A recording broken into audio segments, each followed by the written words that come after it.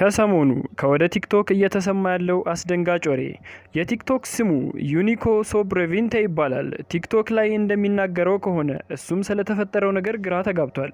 ይህ ሰው ቪዲዮ ሪካርድ የሚያደርገው ወደ ፊውቸር ሄዶ 2027 ላይ ስፔን ውስጥ ነው። ስለ ታይም ማሽን ወይንም ክሮኖቪዥን ከዚህ በፊት በሰራውት ቪዲዮ ነግሬያቸዋለሁ። ይህ ሰው ታዲያ በሰራው ቪዲዮ ሳይንቲስቶችን ሌላ መደናገር ውስጥ ቀጥቷቸዋል። እውነት ይህ ሰው የሚለው ታይም ማሽን ወይንስ ደግሞ ወደ ሌላ ዳይሜንሽን ውስጥ ገብቶ ነው? ዩኒኮ እንደሚናገረው ከሆነ ሲነቃ ሆስፒታል ውስጥ ነበር። ለምን ሆስፒታል እንደገባ እንኳን አያስታውስም። እዛም ሆኖ ሰው ቢጣራ ማንም የለም። መደናገጥም ከሆስፒታል ይወጣል። ነገር ግን መንገድ ላይም ምንም አይነት ሰው የለም። ከተማው ጭር ብሏል። መጀመሪያም ይህንን ቪዲዮ ሲለቅ ማንም ሰው አላመነውም ነበር። ይህ ሰው በኮሜንት ላይ ሂድ ያሉት ቦታ ሁሉ ይሄዳል። ነገር ግን አንድም የሚንቀሳቀስ ፍጥረት የለም። በኮሜንትም አድርግ ያሉትን ነገር ሁሉ ያደርጋል።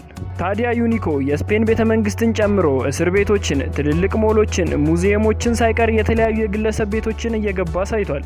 በዚህም የተነሳ በርካታ ፎሎወሮችን ማፍራት ችሏል። የዚህ ሰው የቲክቶክ አካውንት በአጭር ጊዜ ልጅ ቪዲዮ ላይ ምርምር ሚሊዮን በላይ ፎሎወሮችን ማግኘት ችሏል። ቲክቶክ ተከታይ አሌክሳ የተሰኘችውን የጉግል መተግበሪያ ቀኑን እንዲጠይቃት ያዘዋል። እሱም የታዘዘውን ቪዲዮ ሪከርድ እያደረገ ይጠይቃል። ነገር ግን ያገኘው መልስ ዓመተ ምህረቱ 2027 እንደሆነ ነው። እናንተስ ስለዚህ ሰው ምን ትላላችሁ?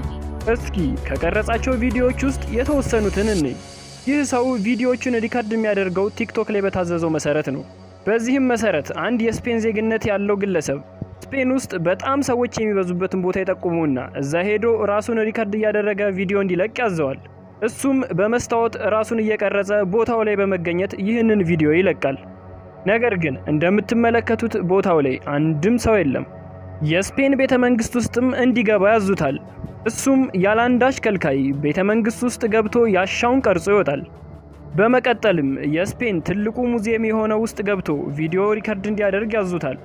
እሱም በታዘዘው መሰረት ያንን ቪዲዮ ሪከርድ አድርጎ ቲክቶክ ላይ ለተመልካቾቹ ይለቃል። ሰዎች ከሚበዙባቸው ቦታዎች አንዱ ሆስፒታል ነው። እዛም ሄዶ የምታዩትን ቪዲዮ እየቀረጸ ይለቃል።